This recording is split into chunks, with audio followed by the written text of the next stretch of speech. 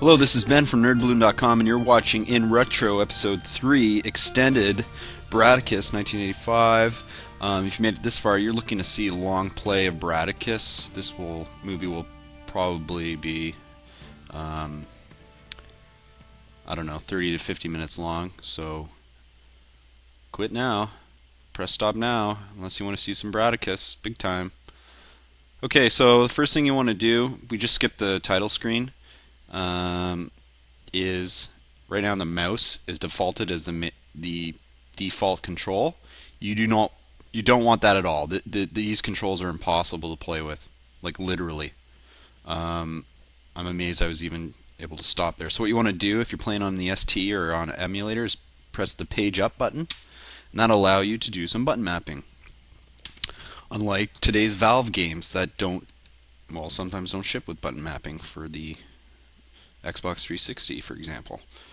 So, go in there, pick your choice of up key, pick your choice of down key, left, right, and fire. How simple is that? That's great. So now we're working with the controls we want, which is the keyboard. I think they default as the mouse just as a joke, just to kind of test you, see what kind of person you are. Because like I said, the controls with the mouse are unplayable. And I also said earlier that this was a side-scrolling game. It's not really. It's a flip screen game. It doesn't side-scroll like Mario. It just flips to each environment. I won't go through all the controls, but basically if I wanted to pick up that money bag right now, I'd have to get in front of it, which can be a challenge in itself. And hold down key. Maybe I should face the other way. There we go. And if you want to pick it up off the ground, you just press once down. But once you have an item, this kind of interesting / not very intuitive message system pops up, and you can put down, do nothing, or pick up once you have an item. So I'm going to do nothing. So you hit the spacebar to select the action you want.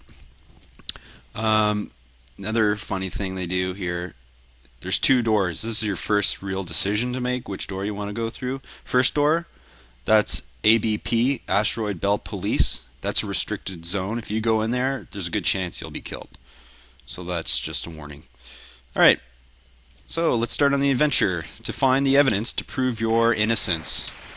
And I knew when I was playing this in the 80s, I found the evidence. I just didn't know that's what the evidence was. So it's just two items you have to find and then return to the first screen and go through the teleporter, and that's how you beat the game.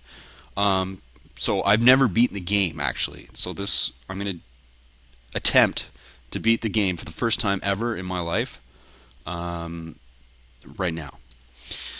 So I have a money bag. You know what? That's just going to draw attention to myself. As far as I know, I don't think I'm going to need this at all. So I'm just going to put down. I'm going to put it down. I'm just going to drop it there. And the cool thing about this game, if I were to go out and die right now, I start at the beginning where I teleported in, except everything in the environments stays the same. Like this money bag will still be here. Players that I kill will still be dead, etc. So I could kill everyone in the entire game. There's dozens and dozens of NPCs that walk around this mining station. If I killed them all and was killing the last guy, then it would just there'd be no one left to kill. Well, you know what I mean. You failed. Okay, so I'm off to find the evidence. Here's an example of some of the NPCs. Those are miners in the red. In the green are the cops, the Asteroid Belt Police. So you want to stay on their good side. And there's a third type of character. You just caught a glimpse of one there in the black. They're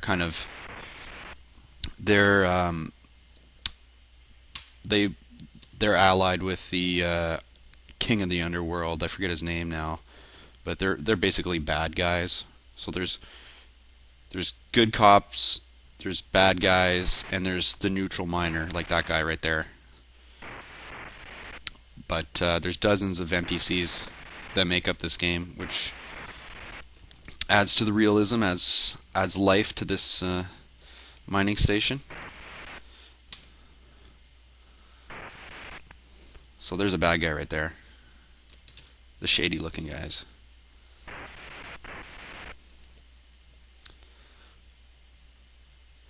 Now, I'm just going to ignore this guy. I think if you start a dialogue with him, he will take you to the Kingpin of the Underworld. But I don't want to do it that way. I want to go find him myself. So, it wasn't until I saw the... Whoa, that guy wants to kill me. It wasn't until I saw the manual online that I figured out how to beat this game. There's items all over the place, and I've collected them all, but I didn't really know what to do with them. So now I know what my mission is, and hopefully I can beat the game for the first time today. Okay, he's gone. That's good.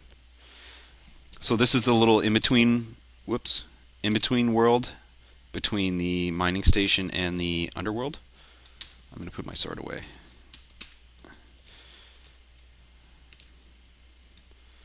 And this is the underworld. This is as you can see, every screen is labeled. Every area is labeled. This is the Crook's Den. And I could turn that off if I wanted to.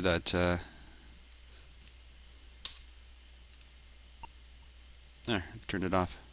The little pad there, the little lift. I can turn those on and off if I want. Here's another guy who wants to kill me. So I'm basically, if I come here with a escort, I'm safe, but I've neglected to do that, so I'm just going to have to run like crazy, find the evidence, and get the hell out of here. Maybe kill a few guys if I have to. Alright, this looks like I'm going to have to... Okay, you just saw a glitch there. There's tons of glitches in this game, but I mean, it adds to experience. Like, you can go through walls and stuff if you want to. Now, this I thought was the evidence, or at least part of the evidence when I was playing without the manual. It's not. It's just a scroll. So, we'll get rid of it. That guy looked angry. As you can see, there's Space Invaders. Oh, this guy is invincible. The green guy's invincible. Don't ever want to engage him. Go, go, go, go, go. Okay. You don't have a health meter, but... Oh, God. Let's kill this guy. Oh, no, forget it. You don't have a health meter, but a few slashes with the sword, enemy sword, will kill you.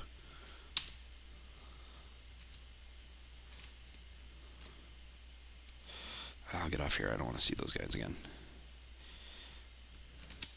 And I think you can't die from a fall.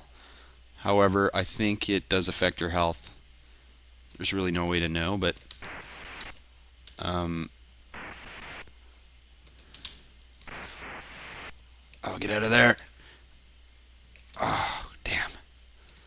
God, there's bad guys everywhere. Oh, I'm getting slashed big time.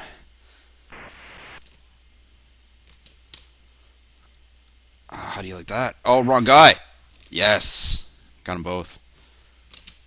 Okay. This little white envelope is one half of the evidence that you need. So I'm going to grab that and get the hell out of here before I get ambushed again. Ah, shit. Missed the lift.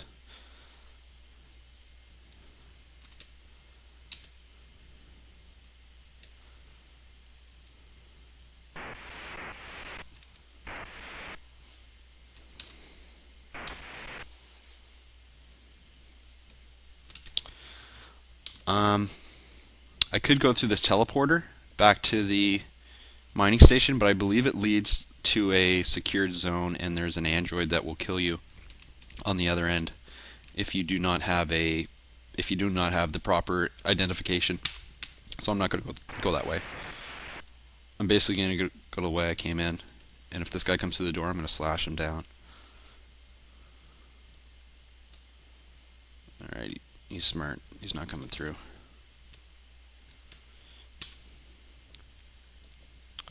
Now,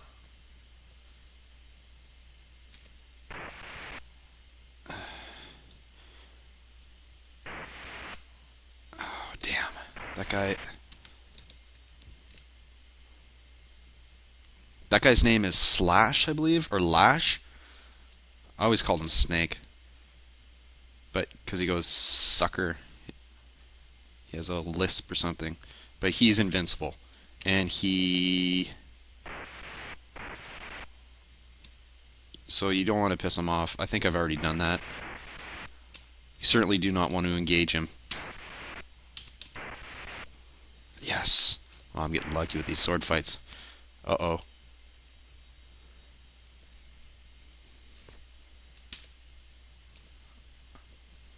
See you, Lash.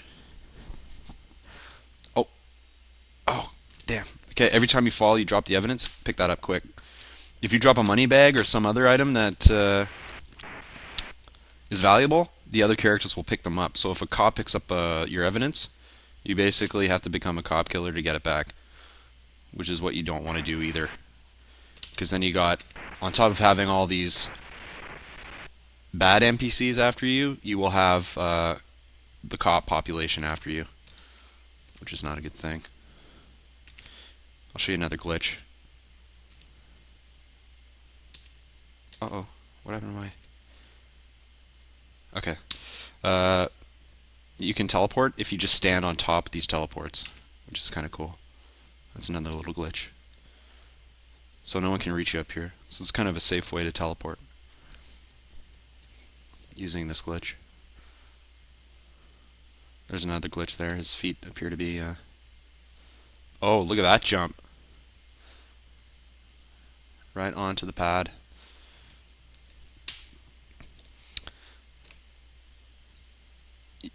Dead for killing our leader. Oh. Alright, okay, yeah, there's two factions of the bad guys. There's the green and the black, and I guess I killed the number 2, who's green. Number 1 there was waddling around in that white suit.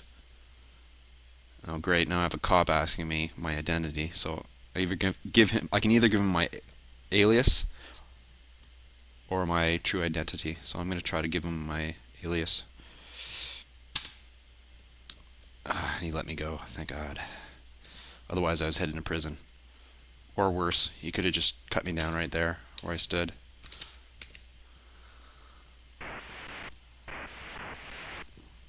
If you haven't noticed by now, as the screen fills with NPCs and other animated things, the frame rate really takes a hit, which really kind of detracts from the experience. But I don't know. When you're 8 years old, you don't really care. You notice it, but it doesn't really. Oh crap. Okay, that wasn't too slick, but. Well, I'm halfway there, almost. I got the first bit of evidence. I'm just going to go put this somewhere safe, right close to the exit, so I don't lose it. And it's always proper etiquette to face the wall when you ride a lift. It's what the other NPCs do.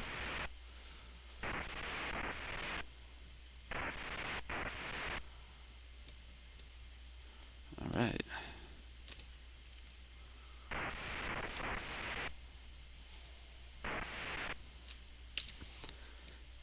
And back there's just random graffiti that reminds you of what your mission is all about, and that's to prove your innocence. See, it says, Kyne is guilty, but you know you're not guilty. You got the evidence to prove it. It's fun time at Joe's bar. I haven't even gone to the bars yet. Oh crap. I didn't want to do that. Oops.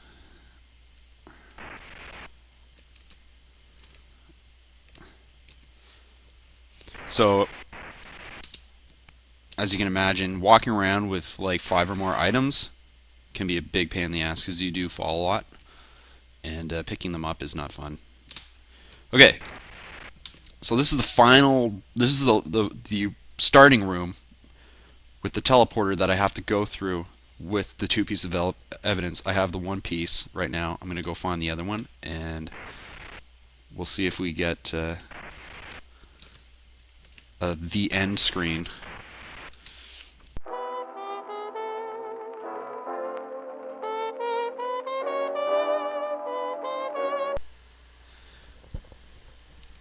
Okay, so after an epic adventure, I was able to secure both the envelopes of evidence that I require to beat the game.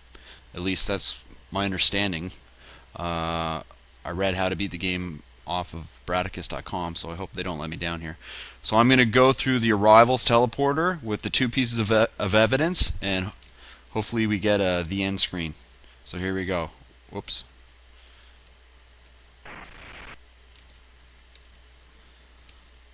Oh, keyboard, don't fail me now.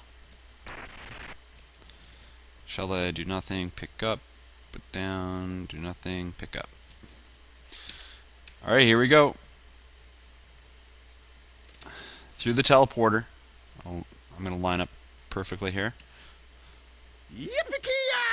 Wow. The end. Did you see that? That was great. Now it's trying to load from disk.